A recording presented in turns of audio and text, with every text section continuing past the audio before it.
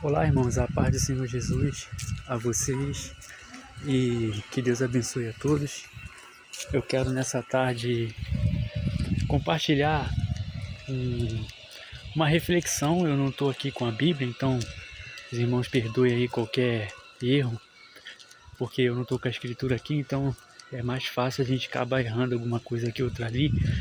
Mas no primeiro livro dos Reis, no capítulo 22, a gente vai ver no capítulo inteiro uma questão muito interessante, que vai se tratar do reino de Acabe, Jezabel, né? A gente tem ali as figuras proféticas, né, que se apresentam no Apocalipse: Jezabel, Elias, perseguição dos profetas e tudo mais. E o que deixa de reflexão para o nosso tempo é algo que a gente tem visto com os nossos próprios olhos, ouvido com os nossos próprios ouvidos, né? E infelizmente, irmãos, é o que está acontecendo.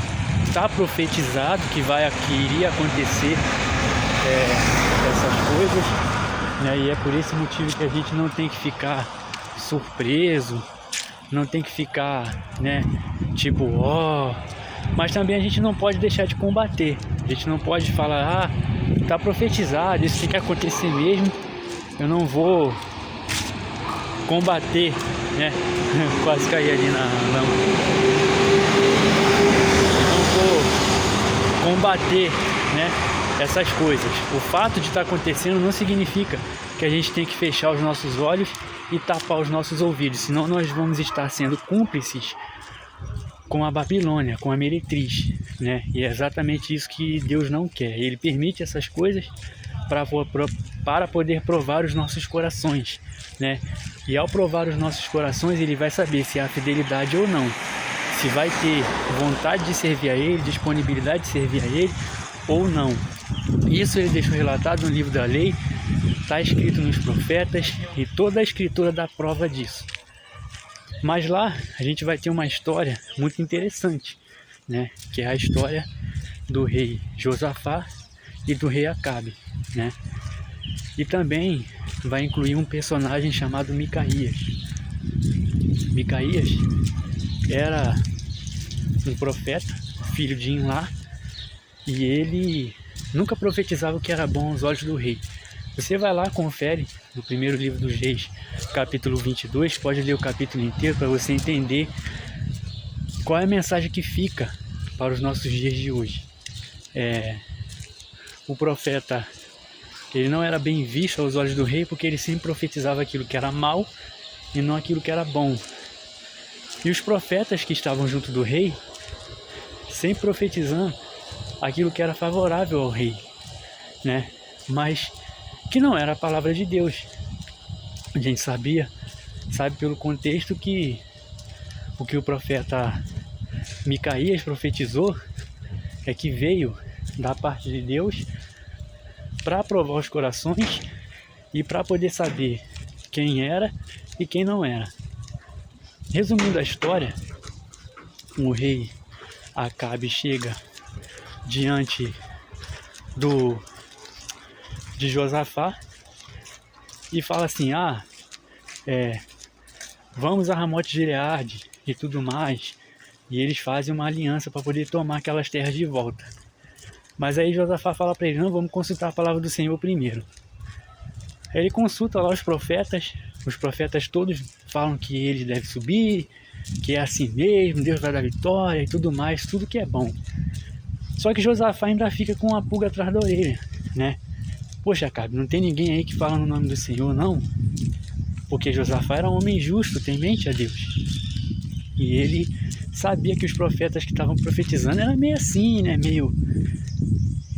Ele, como rei de Judá, ele sabia que Samaria não estava nos caminhos do Senhor.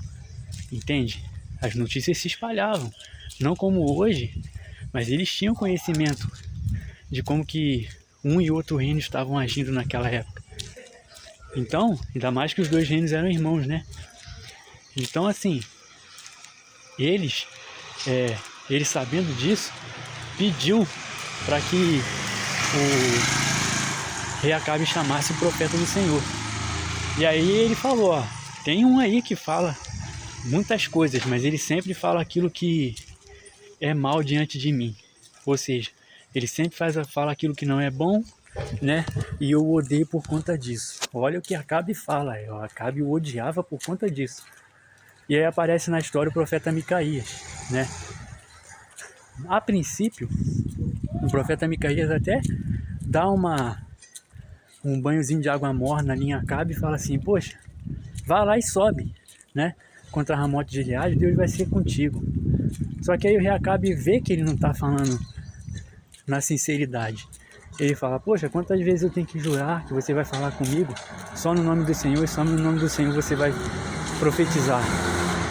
E aí ele fala, olha, eu vi o céu aberto e vi o trono de Deus, e à sua direita e à sua esquerda estavam milhares de anjos, e uns diziam, e Deus perguntava, quem vai enganar Acabe para que a vida dele seja tirada em Ramote de Gileade? E uns davam a ideia de um jeito, outros davam a ideia de outro jeito, mas veio um espírito enganador, um espírito imundo, e falou para Deus assim, eu vou enganar o rei, né? E aí Deus perguntou, como que você vai fazer isso? E aí o espírito falou assim, eu serei espírito mentiroso na boca dos profetas dele. E Deus olhou para ele e falou, beleza, então, você vai e vai prevalecer. E assim aconteceu, irmãos. O profeta Micaías, para quem sabe da história, foi esbofeteado pelos falsos profetas, entendeu? Depois ele falou, viu todo o povo de Israel disperso como ovelha que não tem pastor. A mesma expressão que Jesus usou, né? E por que o povo fica disperso como ovelha que não tem pastor? Porque onde tem falso profeta, irmãos, o povo fica disperso como ovelha que não tem pastor. Não existe pastoreio no meio de falsa profecia, no meio de gente falsa, de gente que não conhece a Deus. A mensagem que fica para os nossos dias hoje é de que hoje há muitos falsos profetas no nosso meio, porque há uma aliança de Josafá com Acabe presente no nosso meio, onde o meio gospel, que é horroroso, né? Ele se aliançou com a meretriz, com o mundo. Ele agora faz parte da grande Babilônia, faz parte da meretriz, faz parte deste povo, que é um povo que não conhece a Deus, que não está nem aí para os desígnios do Senhor. E essa aliança que foi feita é uma aliança que vai ser quebrada na base da raça mesmo, podemos assim dizer. Por quê? Porque Deus não está se agradando nem um pouco de muitas igrejas evangélicas. 99% das igrejas evangélicas hoje estão caídas. Infelizmente, nós não temos palavra de Deus, não temos pregação de arrependimento, não temos pregação de santificação. Tudo que a gente tem hoje são profecias que alimentam egos, são crendices, misticismo religioso. Ninguém prega mais a mensagem de João Batista, não existe mais João Batistas nas igrejas, sabe? São todas? Não, mas a sua grande maioria está corrompida, entende? E por que isso está acontecendo? Porque está profetizado. O próprio apóstolo Pedro falou que nos últimos dias haveriam aqueles que fariam comércio da palavra de Deus, ganhariam dinheiro em cima da palavra de Deus. A própria palavra de Deus fala, o apóstolo Paulo falando para Timóteo, que nos últimos dias muitos se apostatariam da fé, entende? E a gente tem esse texto de primeiro livro dos Reis, capítulo 22, que vai mostrar um espírito enganador saindo para ser espírito mentiroso na boca dos profetas. E é isso que tem acontecido nos dias de hoje. Por que o povo hoje anda disperso como ovelha que não tem pastor?